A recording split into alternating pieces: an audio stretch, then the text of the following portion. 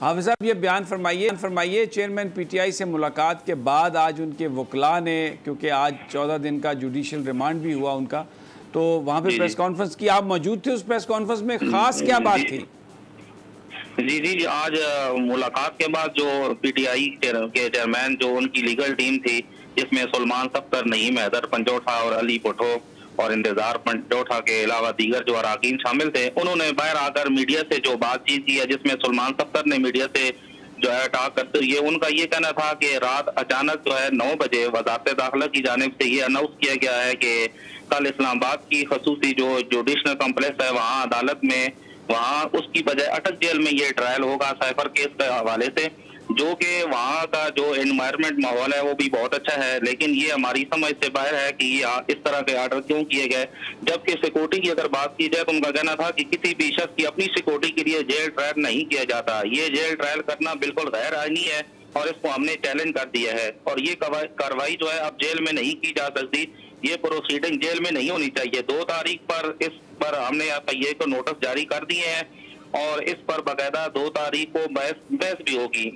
और इस किस्म के जो जेल ट्रायल होते हैं वो इंतहाई जो खतरनाक मुजरिम होते हैं वो उनके लिए किए जाते हैं। और मैं ये आपको बताता चलूं कि हमारे जो जरा है उनके मुताबिक अटक जेल की 119 साल तारीख में पहली मरतबा ऐसा हुआ है कि अटक जेल के अंदर जो है अदालत को कायम किया गया है। जबकि लीगल टीम के जो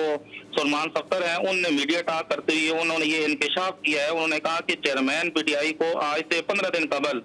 जो कि उनकी कानूनी टीम के इल्म में भी नहीं था, उनको साइफर जो है केस के अंदर गिरफ्तार किया जा चुका और चेयरमैन को खुद भी ये बात मालूम नहीं थी कि वो किस केस में गिरफ्तार उनको किया गया है। और उनका मजीद ये कहना था कि 15 अगस्त से लेकर आज 30 अगस्त तक सिर्फ 2 बार FIA की टीम जो है वो आई है और चेयरमैन से बड़ी मुख्तसर मुलाकात करके वापस चली गई है। और उनका मजीद ये कहना था कि ये बड़ी अजीब और खतरनाक बात है और ये इंकशाफ उन्होंने किया प्रेस कॉन्फ्रेंस जो है मीडिया टॉक के दौरान के 16 अगस्त को FIA वालों ने वहाँ पे जो है चेयरमैन पीटीआई की गैर मौजूदगी में उनके जिस्मानी रिमांड जो है वो उनसे मांगा गया है। और फिर उनका ये कहना था कि हमने जमानत बाद गिरफ्तारी वो भी दरख्वास्त दायर कर दी है, जेल ट्रायल के खिलाफ भी हमने जो है अपील दायर कर दी है और इस पर बाकायदा 2 सितंबर को वो इस पर बहस भी होगी। ठीक है, बहुत शुक्रिया खलील साहब। अब वक्त बहुत कम है, जो कमेंट्स करना है। देखिए FIA ने तो मुलजिम की अदम मौजूदगी में मांगा ही रिमांड, तो मैं समझता हूँ कि जज साहब को भी देखना चाहिए था कि आर्टिकल 9 और आर्टिकल 10 बड़ा वाज़ेह है, जिसमें लिखा है कि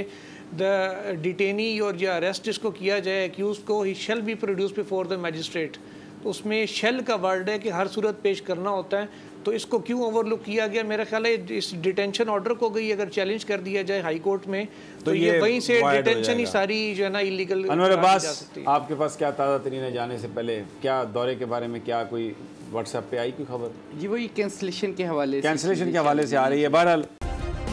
सब्सक्राइब करें और बेल दबाएं ताकि कोई खबर रह न जाए।